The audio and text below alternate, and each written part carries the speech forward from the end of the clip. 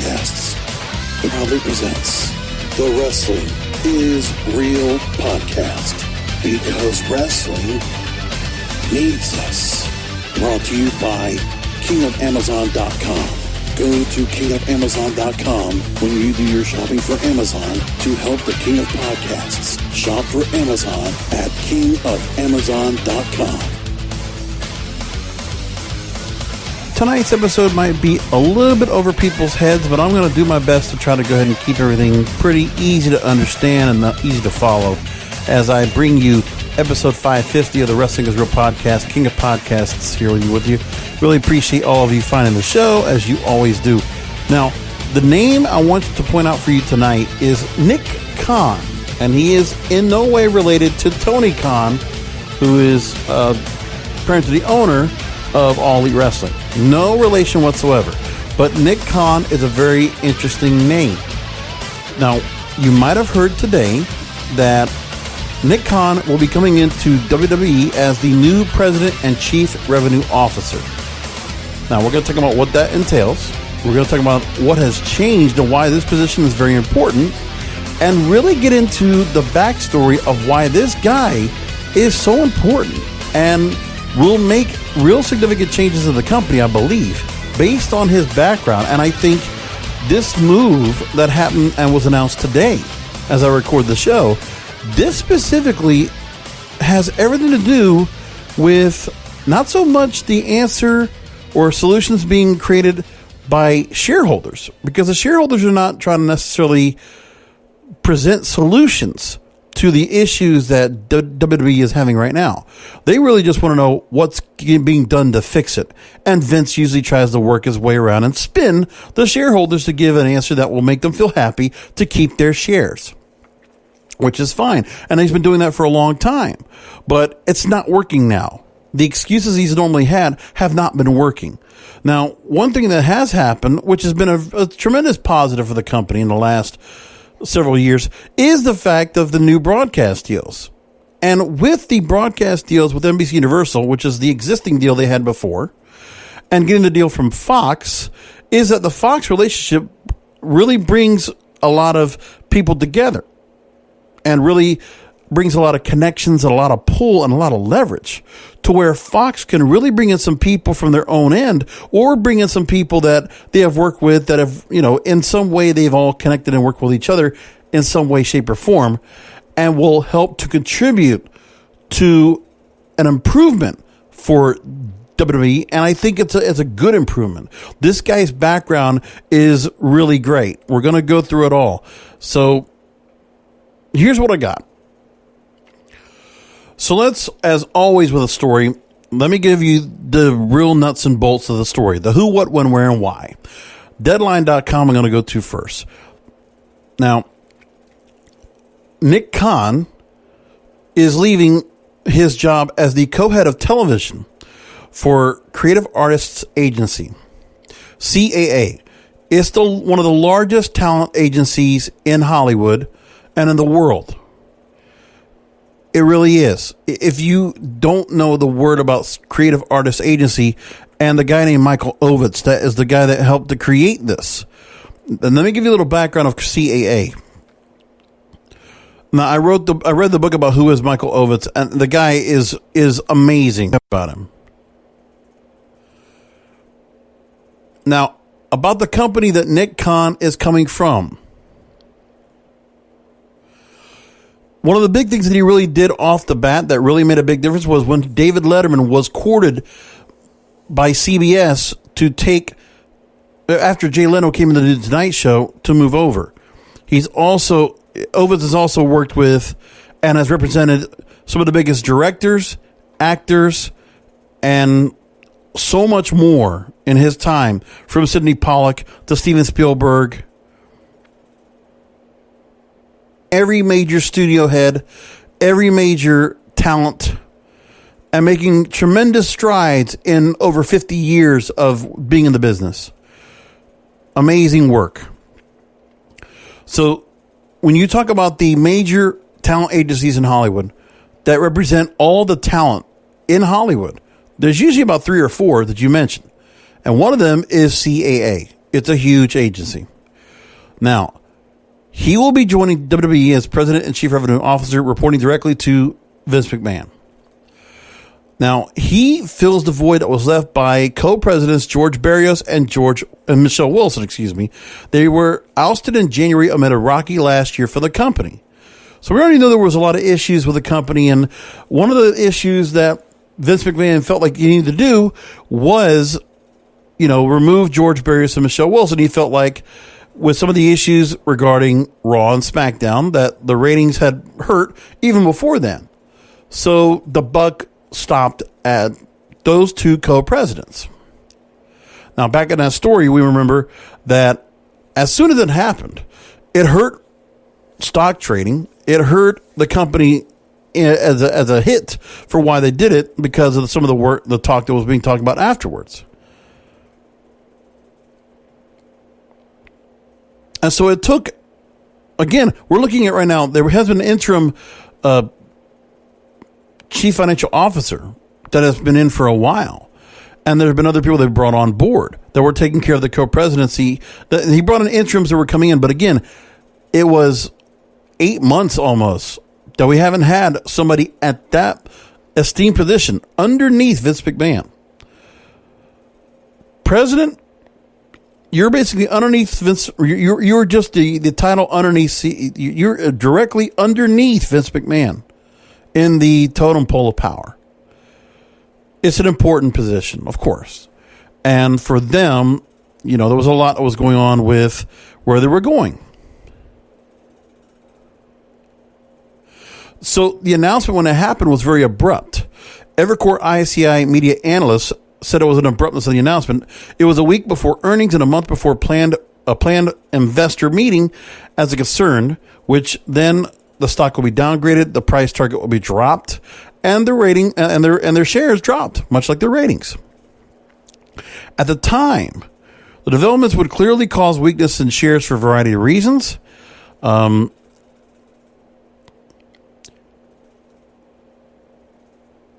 There were disagreements between McMahon and Barrios and Wilson centered on reinvestment and/or capital allocation policies. Hopes for more shareholder-friendly initiatives moving forward could be diminished. Third, the abrupt nature of the release suggests a tumultuous situation of the company, making it difficult to gain confidence in forecasting and the near and long financial outlook. So there was a lot of volatility in the company anyway, and it affects the financial sector. That's what happened here. So when you see George Barrios and Michelle Wilson being let go, again, talking about what was being done in order to appease the shareholders. And really, I think it was just a corporate struggle where Vince McMahon is still kind of really close to the breast of what he wants to do with the company and the control that he has. Because it is a stranglehold of control that he has that he wants to continue to have, even with him being away for the XFL for a good amount of 2019 to get that organization rolling. Well, we now know that the XFL is no longer an issue of his. It got put up for auction. Dwayne "The Rock" Johnson, Dana Garcia, his ex-wife, and others and other investors have come in to go ahead and buy the XFL for $15 billion. So needless to say, The Rock has come back to save the XFL. But I'll get to that in a little bit. We'll talk about that in a little bit. It's a great story, and I'm really surprised to see that happen. Let's get back to Nick Kahn. Now, Nick Kahn, this is where McMahon said this, quoting to Deadline, Nick is a seasoned media executive with a deep understanding of our business and a proven track record of generating significant value for sports and entertainment properties. Prepared statement, by the way. This is not Vince just jumping off the cuff. God damn it.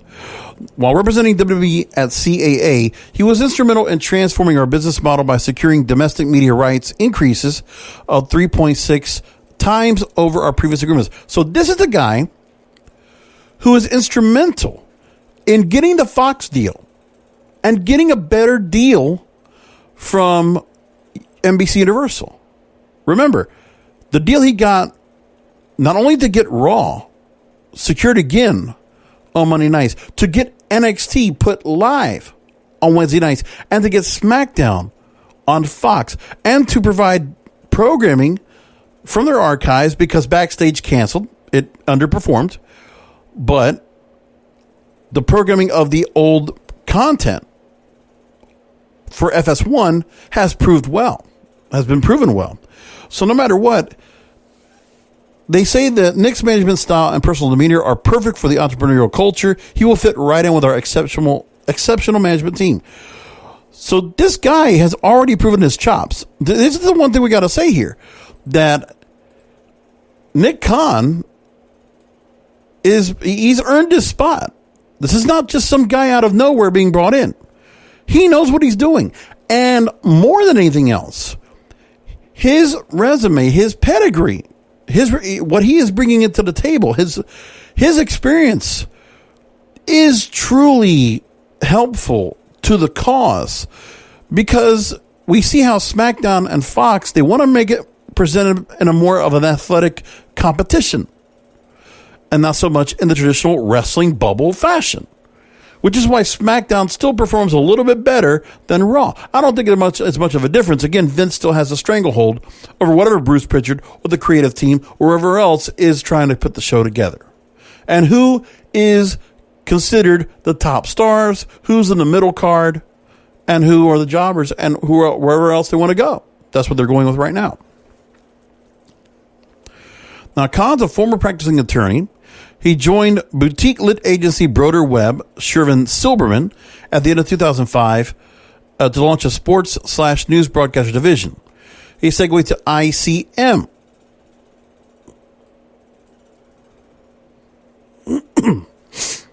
ICM was built through the merger of Creative Management Associates and international famous agency, thus ICM. So, to give you what ICM does, they partner with several executive producers and showrunners for shows like Grey's Anatomy, Scandal, Blacklist, Big Bang Theory, Dance with the Stars, like major network television. That's what they do. And then he created a sports media department where he represented names such as, and this is, by the way, 2005. So all these names, very relevant at the time. Keith Olbermann, who was working either MSNBC or Current, and then came back to ESPN for a while. Jim Lampley, Jalen Rose, and Max Kellerman, as well as boxing trainer Freddie Roach. Then they all followed him to CAA in 2012. As CAA, he was co-head of the television department. He represented top broadcasters while representing WWE, the Southeastern Conference, which is SEC, college football, college basketball, all college sports. SEC has its own network. It's almost alone its own sports league. It's that big. Top Rank Boxing, which is you see on ESPN, and also you will see quite a bit in pay-per-view. And he's also negotiated billions of dollars in media deals on their behalf. So this guy is able to get deals done.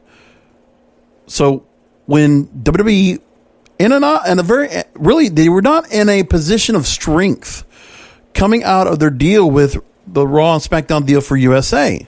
Again, the last time they did a deal themselves, they were able to pull up like about $120, $140 million at the time when the other sports leagues were getting billions of dollars, right? Remember the NFL, NASCAR, all getting billion-dollar deals.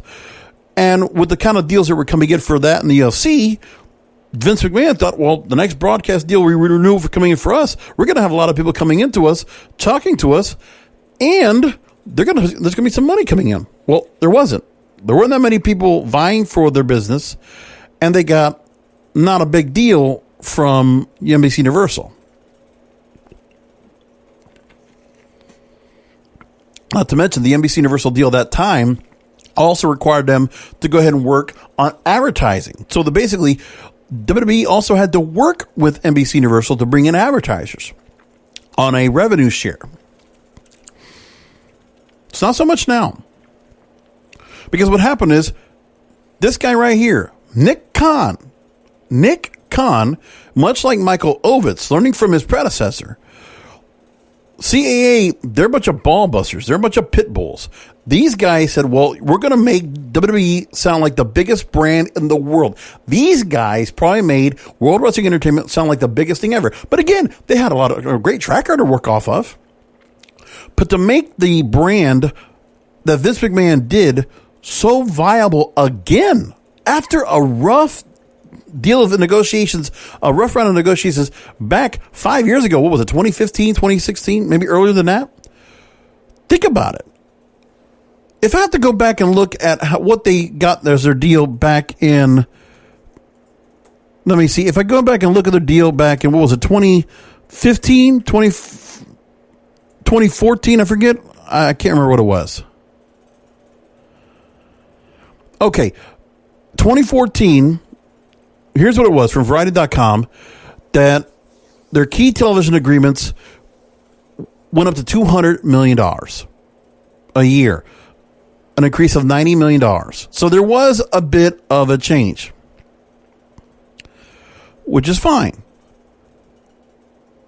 And previously they hadn't got $160 million from the last time they did a deal before out, and what they got for that.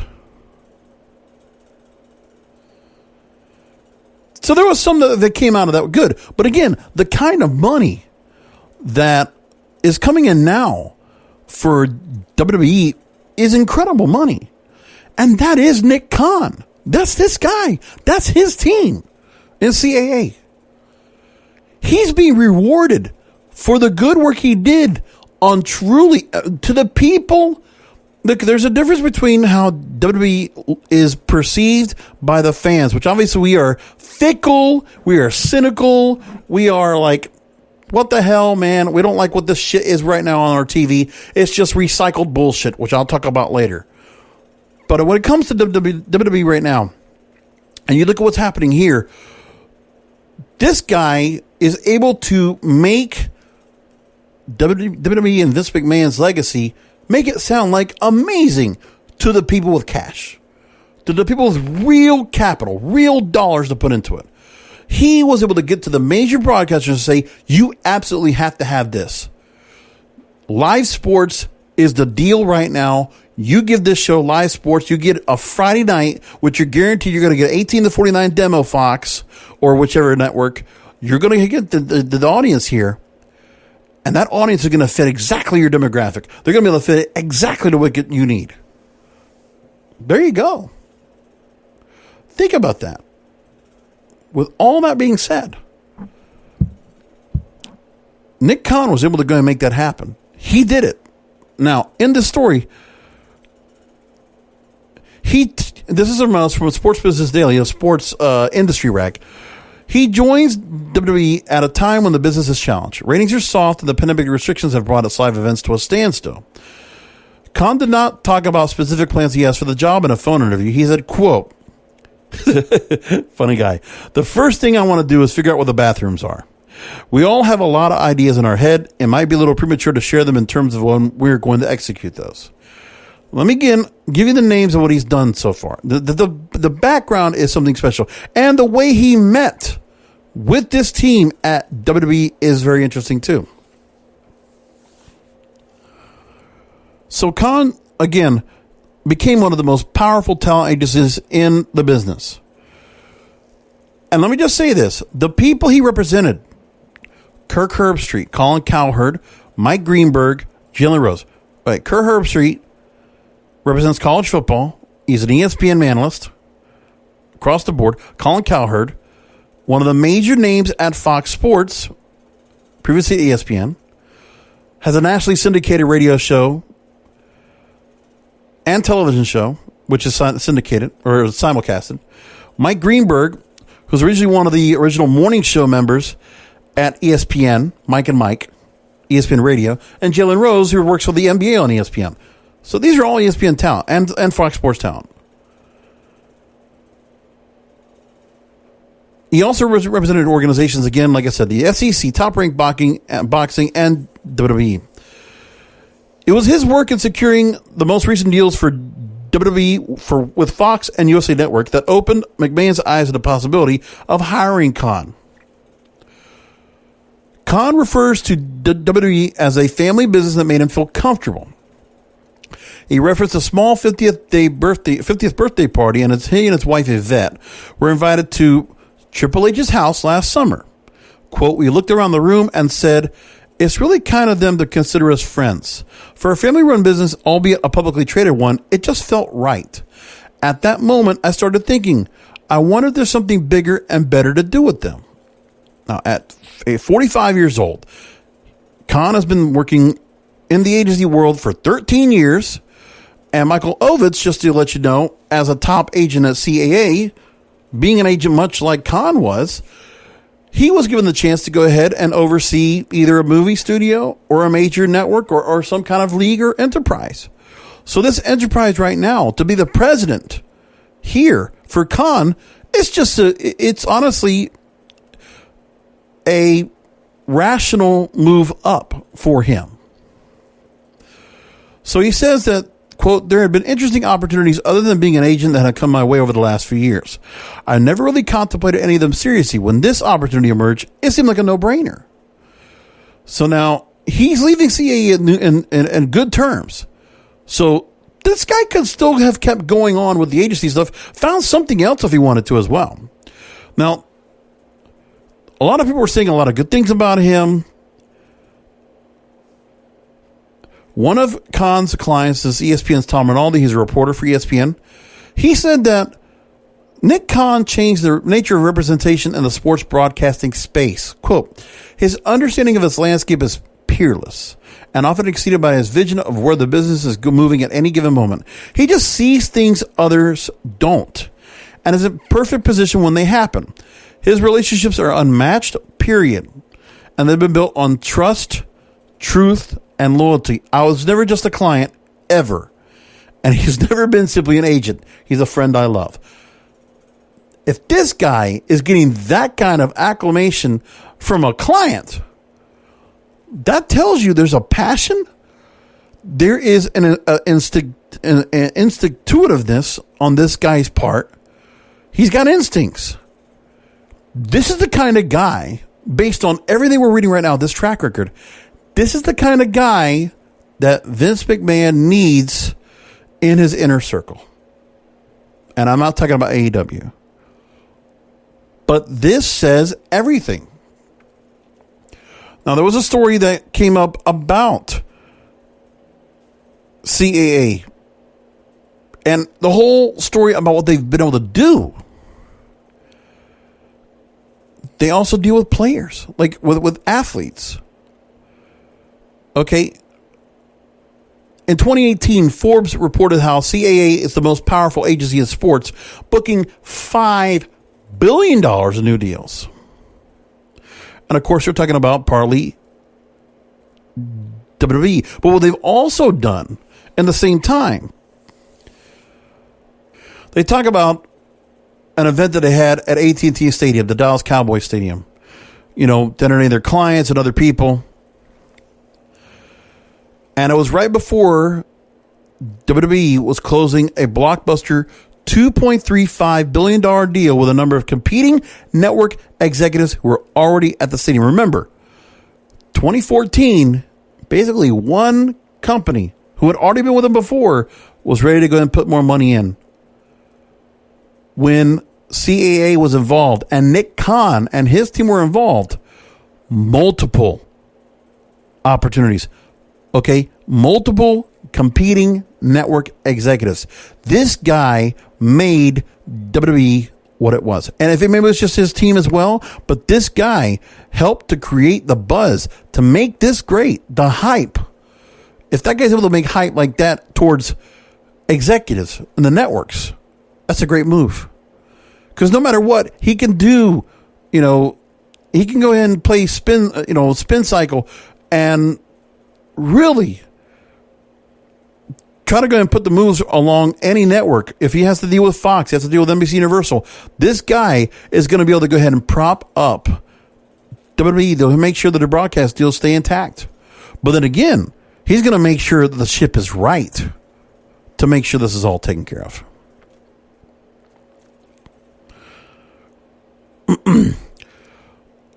At CAA, with Nick Kahn there as head of television, CAA Sports had climbed sixfold in revenue. 2010, they had $300 million brought in. And then now $5 billion worth of deals in 2018. CAA broke into sports back in 2006, hiring some of the top NFL, Major League Baseball, and NHL agents. By 2015, sports was the agency's largest division by revenue, outdistancing film, television, and music.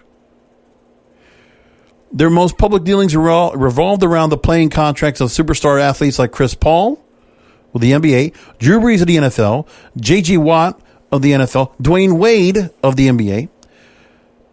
And then from July 2018, 4 NBA clients and a pair of NFL stars signed agreements of at least $130 million each.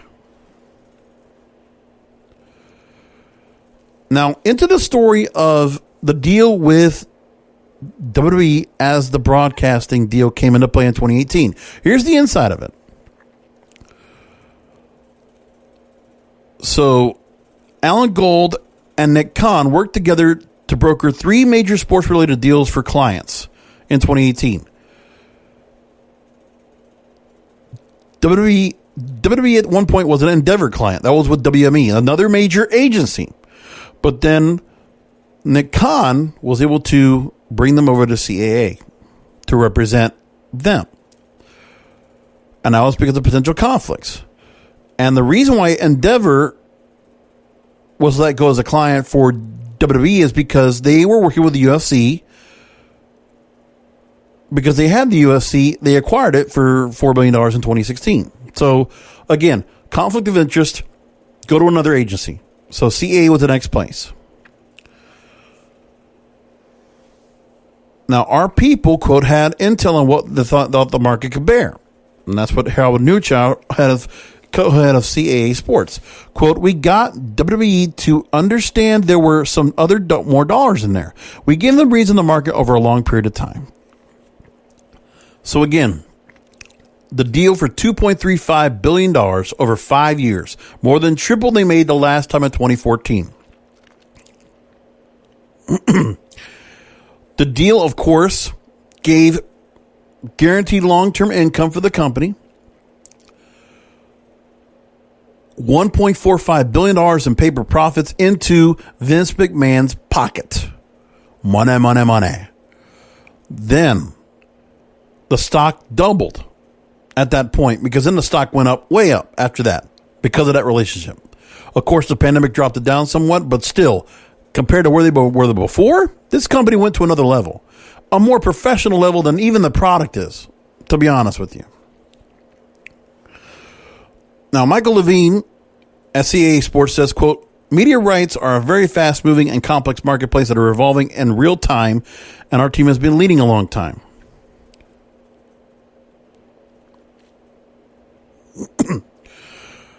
And CAA also dealt with major stadiums, major sports league stadiums. So one division in CAA launched several of the most prominent sports venues of the past decade. Sponsorship sales for Yankee Stadium, Levi's Stadium, where WrestleMania was held, Madison Square Garden, and its renovation.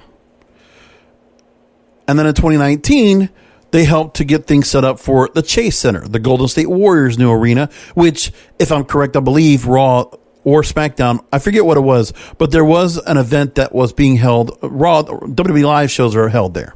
Let's just say it like that. There's so much more I could talk about with these guys, what they're doing. It's incredible. They know sports. They're all into it. Even with soccer, even with baseball, even with basketball, golf, all major sports, they're in it. They also were involved with Allegiant Stadium, the new Raiders Stadium in Las Vegas. There's a whole this company that he represents, the power, the influence, the pedigree, what this guy built in the time he was at CAA as a part of that company, of that agency, is saying everything. There's so much that's being said about that. Another story for 2018. Again, everything was being said about what was said about this company and what they did was incredible.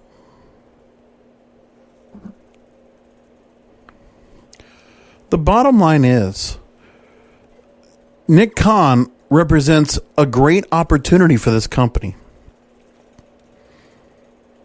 I mean, when you look at someone with a fresh mindset coming into this business of wrestling. What's more important than anything else right now, coming out of the earnings call and all the information that came out with Vince McMahon, the dwindling ratings, the loss of direction altogether right now. Brian Alvarez, Dave Meltzer, Wrestling Observer, said it right.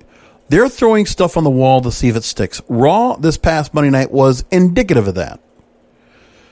They were recycling stuff. They're just trying stuff that worked in the past, seeing if it works again. That's what that was. And for the company itself, they have to figure things out here. They need new blood to come in to really figure things out and to give a new direction. And I think without a president on board, I think this is where Nick Kahn, listen, I don't expect Nick Kahn to be in the creative room and to get things all put together. I just think that maybe if it were me, I think he would need to start making some changes on who handles parts of the staff and who handles the programming. Because again, if he was a head of television, I mean, he doesn't necessarily need to be in the day-to-day operations, but overall, he needs to see a long-term strategy, a long-term plan. So the short-term plans that might have been accepted by George Barrios and Michelle Wilson and anybody else that was handling before that. See, the fact that this guy comes into play, he can't expect to just let things go along as they have been. He has to know, at least, that this company has been on a downslide for a decade with glimpses of brilliance every WrestleMania season. But after that, how many real stars do they have really made themselves? True, honest, in their full creative capacity have been building stars. We can argue Roman Reigns, Bray Wyatt, The Shield. We could say that. I mean, you could say Braun Strowman, maybe. Those are all built from the top. I mean, again, that's where we're at. And you could talk about the women wrestlers. You could talk about Bayley and Sasha Banks and Becky Lynch and Charlotte Flair. Sure. That's a lot of names right there to mention. So you can say there are some stars, but they really have been held back from where they could really be at the top. Now, they have felt some mainstream acclaim. Remember, Roman Reigns has gotten a lot of mainstream acclaim. Same thing for Becky Lynch before she got pregnant. Think about it. And there's a whole lot more to be there. I think Vince McMahon has to understand as well that there can't be a fear of what happens to these stars if they get too big for their britches and they're just too big for WWE, because that's how you built them. That's what they'll become, because there's an appeal now. These are like sports stars like anywhere else. So they're athletes that become celebrities. Well, that's what you expect. And that was even without the being a sports entertainment. Think about that.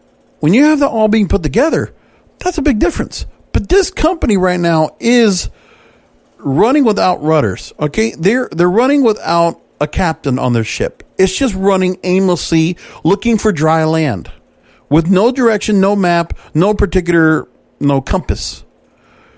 They don't know where they're going. They don't know where they're coming from. And I really believe that we can see significant changes. Because, I mean, look, when you look back at January, were things really, I mean, there were things that were really rough. Again, there was a bit of a turnaround when you saw Heyman and Bischoff come on board. But again, Bischoff was a non-factor. But then Heyman did at least right the ship and stop the bleeding. But the bleeding started up once again once he was pulled. And there's no disputing that right now. Because people have pushed back on seeing older stars and rehash storylines and recycled gimmicks, which is what we're seeing right now. The wrong people are being pushed, and that's really what the fans really feel like. Imagine if there were a live crowd. I think there would be a lot of booing right now of what we're seeing out there. Seth Rollins would be booed out of the arena. He already was, but it would be getting Xbox heat right now, especially as a Monday Night Messiah. I really believe that.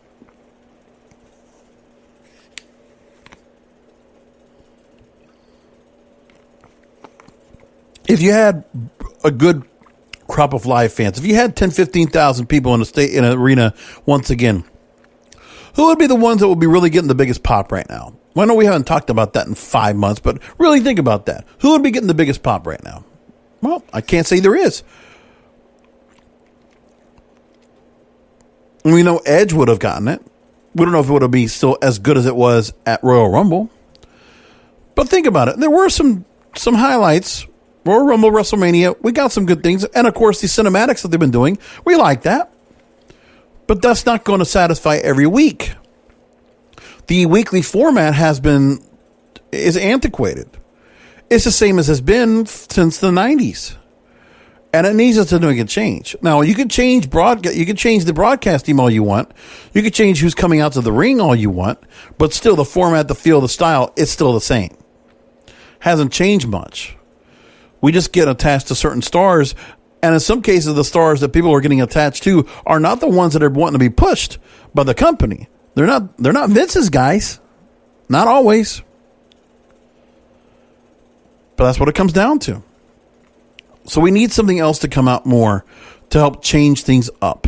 Because at this moment, where things are going now with the company, it can't go like this much longer. They cannot sustain. And honestly, once the pandemic subsides, which it will, there's a good chance that some of the audience that might have eroded here might not come back. And it's a reality. It could very well happen. There is a chance that the company might deal with under 2 million people watching their programming live first run on both Raw and SmackDown on Monday and Friday nights. That could be a reality. And hot shot booking every week is not working either. And it doesn't matter if you have part-timers coming back. It doesn't matter if Roman Reigns or somebody else or Ronda Rousey comes back. It doesn't matter. That's not enough to go and build things back up. You can't rely on quick fixes and Band-Aids anymore. This is over. This is over for WWE. They have to go ahead and change the style they've been going. No more short-term solutions. No more fixing the gaps. They have to rebuild. They have to rebuild a main event roster. They have to build with new stars. And they got to do it a different way than they've done before. What they've been doing is no longer effective. It doesn't reach the audience. And the thing is, the audience they've been reaching out to is the same one since the 90s, and that audience is old. Okay? I was 22, 23, 24 watching in the Attitude Era, and that was with competition, head-to-head on Monday and Thursday nights. You may remember that. So with competition, and with the way things were in the 90s, yeah, with internet not being much of a factor at that point, no second screen type stuff, with all the other things that could be distracting us, you still had appointment viewing. You would still want to watch Monday Night Raw or Thursday Night SmackDown or Friday Night SmackDown, whatever it was.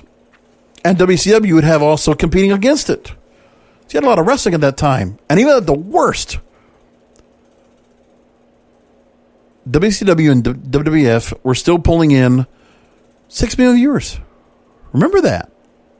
They were still pulling in a lot of viewers at that time. We're getting a third of that now.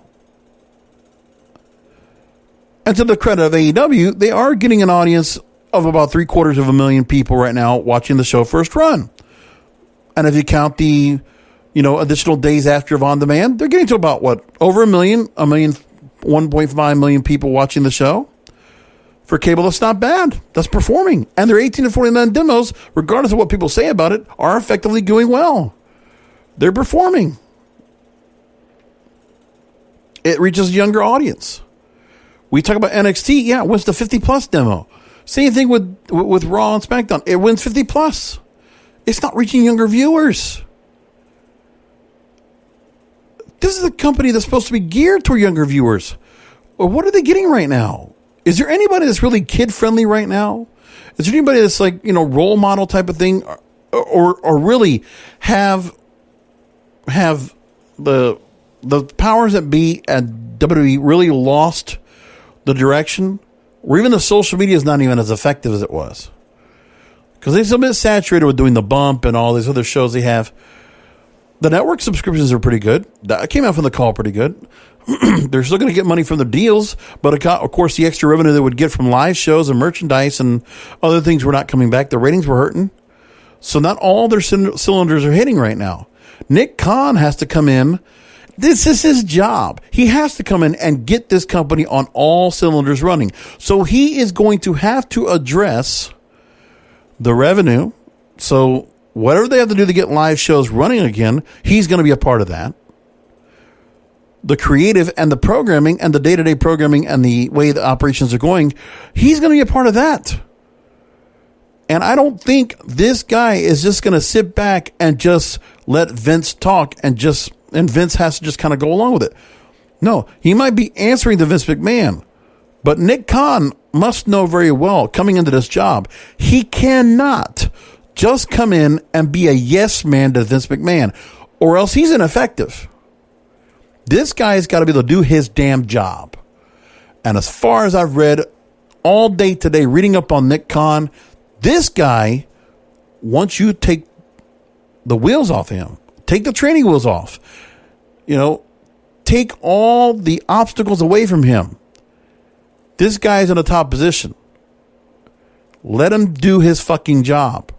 Let him do his job, be an effective leader. And if Vince wants to go in and still have some kind of an oversee, well then fine. Oversee. The truth is, Vince right now should not be a day-to-day guy. He should not even be back there, behind the gorilla position directing the show. That should not be his job anymore. Vince McMahon should be a chairman emeritus. Okay? He should be semi-retired. Let him be involved in the company. Absolutely. It's his. He created it. So let him be there to give his input.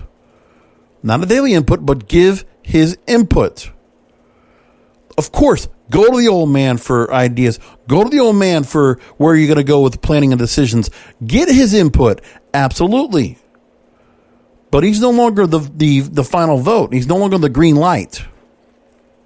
What he needs to be is overseeing what Nick Kahn does for the company, and let Nick Kahn with Stephanie underneath him and with Triple H underneath him get this shit on the road and get it rolling and work together in a cohesive unit to get this company working right. I want Nick Kahn to succeed. Let me explain that to you. I want him to be able to do the success he did. Listen,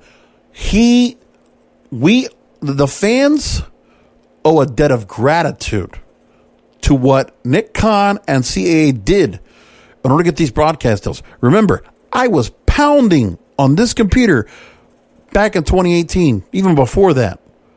I was afraid about what was going to happen with the broadcast deals coming up and the money that was going to be coming in, because the broadcast deal, the way the company was running, I didn't know it was going to be able to hold on. But this guy, rabbit out of a hat, he did it. An amazing job. So I give a lot of credit to him. He's being rewarded with a job right now. Good. Let him. I hope he does really well. But I really believe, more than anything else, I don't know if anybody else is going to feel like this at all. But like I said, wrestling is real, damn it. In my opinion, this is a real thing. This is a real chance for change. Now, one of the things I hope for is there's going to be a little bit of cleaning house. I want to see that this guy is going to try to change things and turn things around. I want to be able to see that this guy really wants to get rid of some of the bad actors, the malfeasance that's going on in the back. Why these shows are not going in the right direction. Not so much the pay-per-views. You build the weekly TV shows and you build the storylines around those weekly TV shows right, you'll do it. Now, again, this company is not sparing expense right now. They're putting money into the product. They're putting resources into it. They've navigated the pandemic, and they're in a good spot. They can come out of this just fine, and they will. This company's not and financially is not in horrible shape, but there is a level of concern. There is cause for concern right now.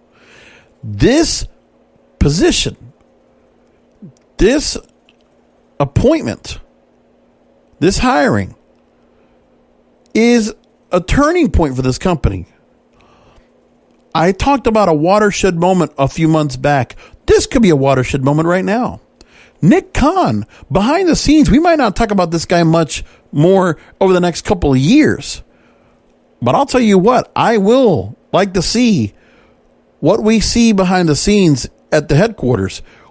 If we start seeing some changes in management, if we start seeing some changes in other things over there, because again, we're going to have some of the old guard, the Bruce Pritchards and the Bruce Pritchards of the world, and whoever else is back there, and the creative team that's been all these soap opera writers and all these other people from TV shows put something together. We can see some definite changes, a real shakeup inside of Titan Towers. Could see it. If we start seeing this kind of infrastructure change, a real sea change in Stamford, Connecticut, then I think this guy means business, and we're going to start seeing some real things happening. And this is not an overnight turnaround. But I'm telling you, trust me when I say this, keep an eye on Nick Kahn. Keep an eye on what this particular appointment is, what this will mean to WWE. Imagine what this will do. This is a positive move, a very positive move. This guy is coming out of success. He's already proven himself. Again, you take the fact that we have, the reputation that precedes WWE right now. They're the ones that are able to get the deal on Fox. They're the ones that are able to stay on USA. Two of the most prominent cable networks there are, with a very prominent WWE network. Come on. They got it right, man. It's very important. I like the move. I want him to do well. I wish him nothing but the best. Nick Kahn, if you possibly hear this program, if there's any way possible, I hope you will listen to the fans, get the feedback. I hope you will realize that there are some changes and there is some stagnant ideas and stagnant behaviors in Stamford, Connecticut that need to be changed. There are probably some people that have done things the same way they've been doing it for years that probably need to be let go. Some new blood needs to come in. That means Kevin Dunn and Bruce Pritchard and others need to go. Then by all means, change things up. Because to try to rely on what has worked in the past, which leads me to where we are right now with Raw Underground, it's not working at all. So let's go into that. Let's go into what was going on about everything. Now, first of all, I want to go and take comments about the direction of the company and its creative. So let's go into that. Vince Russo, I haven't talked about him in a while. He had surgery not so long ago. I'm glad he's doing okay. He's back out. And he's brought some thoughts about what's going on here with the company. This is following the Extreme Rules pay-per-view, the horror show. So he said this about the eye for an eye match between Rey Mysterio and Seth Rollins. He did not, Rey Mysterio losing the match was the wrong move, according to Vince Russo. And Russo said off the top, here comes the Vince Russo impression, Rocky didn't lose to Apollo in Rocky 2, okay? Rocky didn't lose his second fight to Clubber Lang. Then Vince Russo says this, let me quote, you always have to pay off. You got to send the audience home happy. So with that being said, I'm reading some of the results from Extreme Rules. First of all, the babyface Rey Mysterio challenges Seth Rollins to an eye for an eye match. The babyface loses and gets his eye ripped out of his head. I've never heard of that. Not in my life. And then he elaborated further, saying, especially a guy like Rey Mysterio that's been around forever. But the babyface challenges and the babyface loses. So now, bro, they do something where they show a fake eyeball for like 1/4 of a second. And bro, on top of that, the heel is puking outside, ringside, realizing what he did. Then Vince Russo would discuss the stipulation of the match, saying, if he would come up with the concept of it would be lambasted by fans and critics alike, he says, I'm like, bro, if I would have wrote this shit, forget about it. And then he continued, I'm looking at this shit and I'm like, oh my God, bro, the stuff that I get criticized for.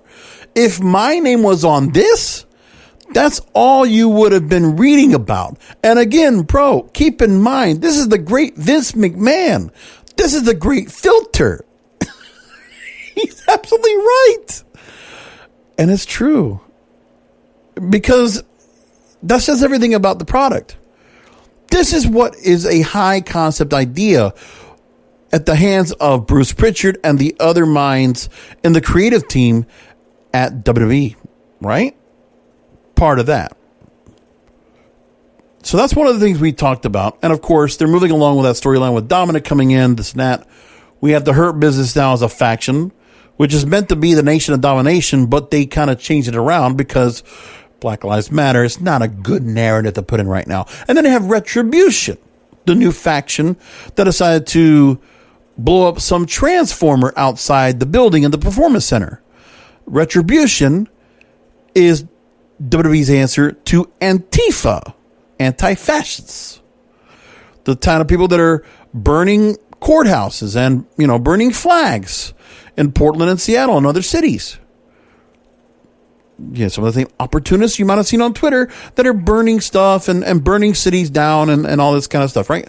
Well, and I'm not getting into politics. I'm just making the point. Just Google Antifa on Twitter or just do a search for Antifa on Twitter. You'll see what I'm talking about. Now, so there's those kind of things going on Raw and SmackDown. The ongoing feud with Sheamus and Jeff Hardy, a couple of older stars that, just reading them back up. Randy Orton and Edge, but now Randy Orton and Drew McIntyre, a bunch of older stars. Got to get them started up with something else new, right? That's what they're doing right now. So then we get into the story about Raw Underground. So at first when I saw it, I thought, so 10 o'clock hour is going to be a standalone thing. Okay. All right. I'm interested. And then we get the real reason why Raw Underground was created. This is according to Leonard Sorrell in Sportskeeda. I wrote on Twitter that when I looked at Raw Underground and saw the wrestling inside of a ring without ropes, I thought of Fight Club. By the way, Fight Club was released as a movie in 1999. Tells you where they are. This is the mindset. This is the time machine that Bruce Pritchard and Vince McMahon and others, and Triple H, I don't know if he's in about it or Shane McMahon, but they're stuck in 1999. It tells you everything. And it is. It's 1999 right now because it feels like something that WCW would do. It feels like something that it has the girls, Extreme Expose, an ECW thing. Or would have been something that the Attitude Era would have done as well. Some sex appeal, some violence, some raw, gritty kind of shit. That's what the old Raw format was. So that's what was being done. Shane McMahon was picked to spearhead the entire project. This is a Shane McMahon creation. On Wrestling Observer Radio, Dave Meltzer revealed the reason behind on Raw Underground pretty much comes down to the ratings dip. So WWE was on course to get possibly the lowest ratings ever, and the company needed something different to pull in the viewers, most importantly to prevent them from tuning out. So Dave Meltzer reported that Vince McMahon had a meeting with the writing team on Wednesday before he was grilled during the investors' call. The decision was made to kickstart the Shane McMahon Fight Club angle. An angle between Randy Orton and Ric Flair was also decided upon, which would air on next week's episode of Raw. So at this point, WWE is just throwing stuff at the wall with the hope that it sticks. That's no way to run a company. That's no way to run a TV show. The management is desperate to increase their dismal viewership figures, and they're apparently scared of the fans tuning out of the show. Raw Underground, the teasers of a new faction, and various other storyline decisions have been made to boost the ratings. Dave Meltzer talked about it, and here's what he said. And, of course, I can't do a Dave Meltzer impression because it's just, I'd have to stutter a lot, and I can't do that. The reality is, quote, is that they were going to do the lowest number. They had to try something different. They've been under the gun and that investors call, and even before the investors call, they knew going in because they had a meeting, the writing team, and Vince had a meeting on Wednesday before the investors call. So it's before Vince got grilled. He already had the meeting, and the only thing they basically came up with was Shane McMahon would come on and do the fight thing, and Randy Orton and Ric Flair would do an angle for next week. Today was complete chaos to the point that a lot of guys who usually don't see things usually as bad really did as they could see how. Okay, so the whole thing is that they were just going to throw a bunch of stuff against the wall, hope it sticks. That's really where we're at right now, and that's what tonight's show was. Throw a whole bunch of stuff on the wall and maybe find something that's a hit. That's horrible. It was a bad idea. And I don't know. The idea of all this right here really doesn't make sense. And again, a faction also of older stars.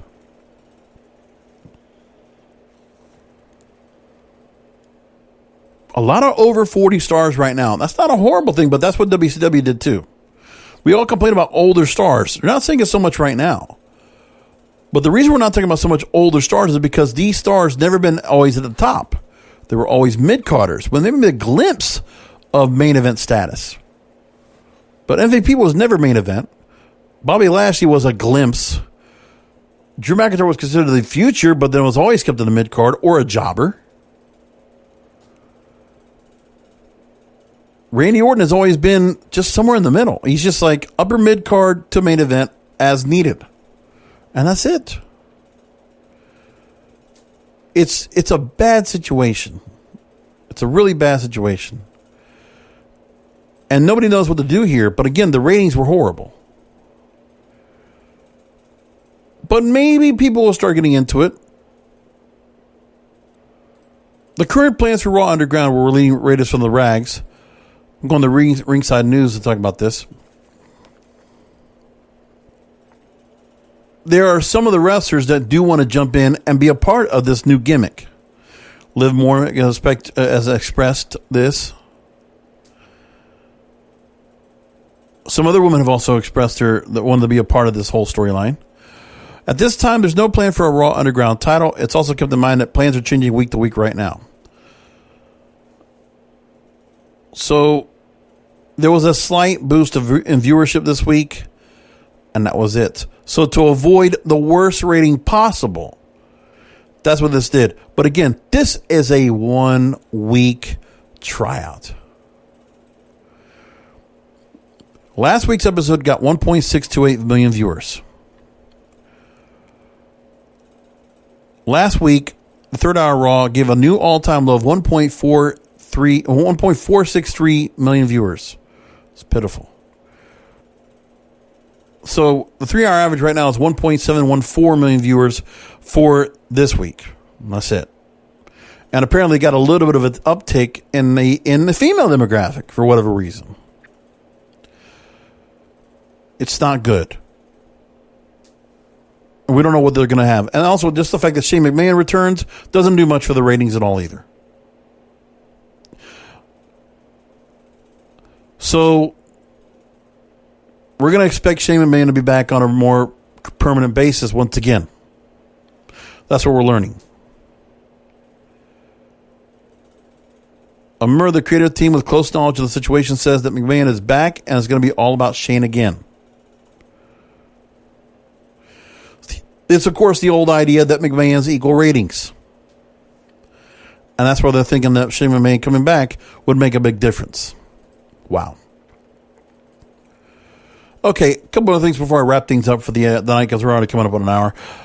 I'm not going to talk about Marty Jannetty and his murder confession. I'll wait for that to actually culminate into something. But of course, old fans are going to want to just like jump all over that. I'm not into the gossip. I know what it is.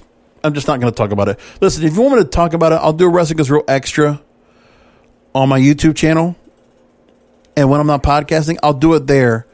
But I'm only going to do it if somebody really reaches out and tells me, hey, please do a story on Marty Jannetty.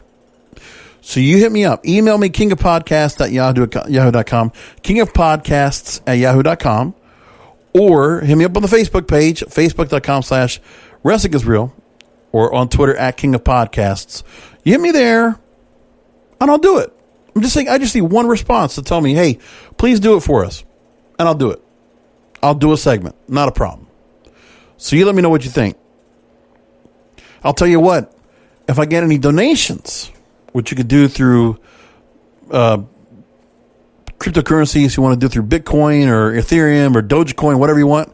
You want to do a donation for a story so that I'll do a special edition of the Wrestling Goes Real podcast and talk about Marty Jannetty's murder situation, I'll do that. If there's any other stories you want me to talk about besides that, I'll do that too. How about that? I'll talk about what you want to what you hear about. But I need the feedback. So give me feedback if you want it. If you want to help throw a donation, I'll do an actual episode for you on the program here. That'll download right here. And I'll shout you out for the donation. Otherwise, I'll do an extra segment if you just actually come up to me and ask me to do it. I'll do it. All right, one other story I want to talk about real quick here. Do I have anything else besides this? Yeah, like I said, I was going to look at the Marty Jannetty apparent murder confession. Police are investigating it right now, but that's all we're going to go after right now. There's more about it, but I'm not going to get into it. So the XFL has been acquired by Dwayne Johnson, Danny Garcia, and Redbird Capital Partners. Big story here. This is huge. And it's nice to hear that The Rock decided to go and be a part of this, but here's the story. Got sold for $15 million. Excuse me, not $15 billion, $15 million. And by the way, there were not many bidders in the auction at bankruptcy court. That The Rock was the only deal there for this. So there was the winning bidder for the assets controlled by Alpha Entertainment, parent company XFL. As acquisition expected to close on or shortly after August 21st. This is great news. I'm glad for the XFL coming back because it was getting off to a good start. And then the pandemic happened and there was the whole story. Now, the projected new owners have also secured the ability to option live entertainment and intellectual property for further expansion across sports, live events, and original entertainment programming. So we don't know what's going to happen after that when it comes to the TV deals. We don't know about that yet. Now, if you didn't know, Garcia and Johnson, which Garcia is Dwayne Johnson's first wife, or his ex-wife, they're founders of $7 Companies, which have done a lot of stuff. So they do TV, film, emerging technologies, digital networks, a lot of stuff. Redbird is founded by former Goldman Sachs partner Jerry Cardinal. He's done a lot of work in doing major sports deals involving clients like the New York Yankees, Dallas Cowboys, and leagues like the NFL. And so I wish The Rock and all his work with the XFL, I wish him well, and I hope it does very well. So we're going to leave it there. Time for him to go and run off, and we'll keep an eye on things. So again, if you want to talk about Marty Jannetty and other stories, hit me up on the Facebook, on the Twitter, or email me, kingofpodcasts@yahoo.com, and I hope you do that. And also, I hope you'll rate and review the show. Apple Podcasts and Stitcher have places where you can rate and review. I hope you will highly consider that. It would really help me a whole lot. So come back for another Wrestling Is Real podcast, because wrestling needs us. Thank you for listening to the Wrestling Is Real podcast, brought to you by KingofAmazon.com. For more information on how to subscribe to the show, how to share the Wrestling Is Real podcast to listeners like you, and check out the latest wrestling headlines, go to WrestlingIsReal.com. That's WrestlingIsReal.com.